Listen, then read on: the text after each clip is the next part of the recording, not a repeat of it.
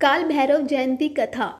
शिव महापुराण में वर्णित ब्रह्मा जी और भगवान विष्णु के बीच हुए संवाद में भैरव की उत्पत्ति से जुड़े उल्लेख मिलते हैं। एक बार भगवान विष्णु ने ब्रह्मा जी से पूछा कि इस ब्रह्मांड का सर्वश्रेष्ठ रचनाकार कौन है। इस सवाल के जवाब में ब्रह्मा जी ने स्वयं को सबसे श्रेष्ठ बताया। ब्रह्मा जी का उत्तर सुनने के बाद भगवान विष्णु उनके शब्दों में समाहित अहंकार और अति आत्मविश्वास से क्रोधित हो गए और दोनों मिलकर चारों वेदों के पास अपने सवाल का उत्तर करने के लिए गए।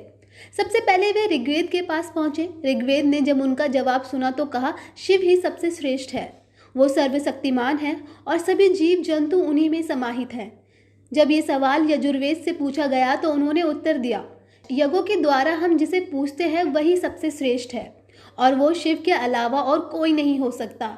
सामवेद ने उत्तर दिया, विभिन्न साधक और योगी जिनकी आराधना करते हैं वही सबसे श्रेष्ठ है और जो इस पूरे विश्व को नियंत्रण करता है वो त्र्यंबकम यानी शिव है। अथर्ववेद ने कहा, भक्ति मार्ग पर चलकर जिसे पाया जा सकता है, जो इंसानी जीवन को पाप मुक्त करता है, मनुष्य की सारी चिंताएं हरता है, वह शंकर ही सबसे श्रेष्ठ है। चारों वेदों के उत्तर सुनने के बाद भी भगवान विष्णु और ब्रह्मा जी का अहंकार शांत नहीं हुआ और वे उनके जवाबों पर जोर जोर से हंसने लगे। इतने में ही वहां दिव्य प्रकाश के रूप में महादेव आ पहुंचे। शिव को देखकर ब्रह्मा का पांचवा सिर क्रोध की अग्नि में जलने लगा। उसी वक्त भगवान शिव ने अपने अवतार की रचना की और उसे काल नाम देकर कहा कि ये काल यानी मृत्यु का राजा है।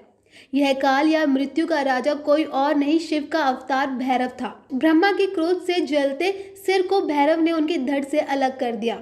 इस पर भगवान शिव ने भैरव से सभी तीर्थ स्थानों पर जाने के लिए कहा ताकि उन्हें ब्रह्म हत्या के पाप से मुक्ति मिल सके। भैरव के हाथ से ब्रह्मा का सिर गिर गया। काशी में जिस स्थान पर ब्रह्मा का कटा सिर गिरा था उसे कपाल मोचन तीर्थ कहा जाता है।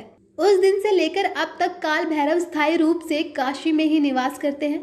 ऐसा माना जाता है जो व्यक्ति काशी यात्रा के लिए जाता है या वहां रहता है उसे कपाल मोचन तीर्थ अवश्य जाना चाहिए।